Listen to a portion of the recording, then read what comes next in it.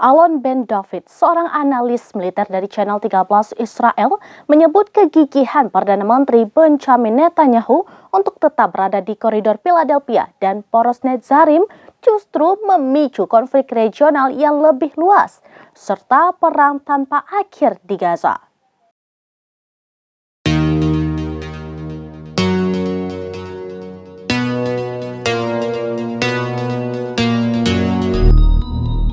Alon Ben David, seorang analis militer dari Channel 13 Israel, menyebut kegigihan Perdana Menteri Benjamin Netanyahu untuk tetap berada di koridor Philadelphia dan poros Netzarim justru memicu konflik regional yang lebih luas, serta perang tanpa akhir di Gaza.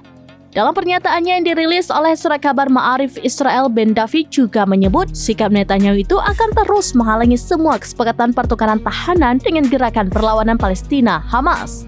Ia kemudian menegaskan ancaman lebih besar bagi Israel justru datang dari dalam internal, bukan dari Hizbullah ataupun Iran. Ancaman itu, kata Ben David, adalah kehadiran kaum anarkis yang ceroboh di pemerintahan yang telah menjelma menjadi sebuah mekanisme terorganisasi. Kehadiran kaum-kaum itu lanjutnya bertujuan membubarkan lembaga-lembaga yang belum mematuhi keinginan mereka dengan terus-menerus menyerang pasukan pertahanan Israel atau IDF, Mossad, dan Shin Bet, dilansir dari Al-Mayadin.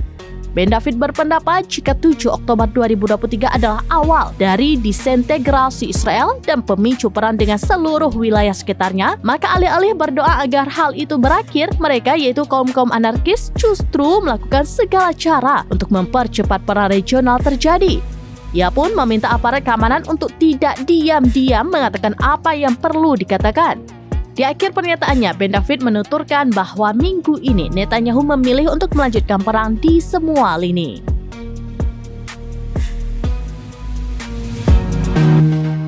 Download Tribun X sekarang, menghadirkan lokal menjadi Indonesia.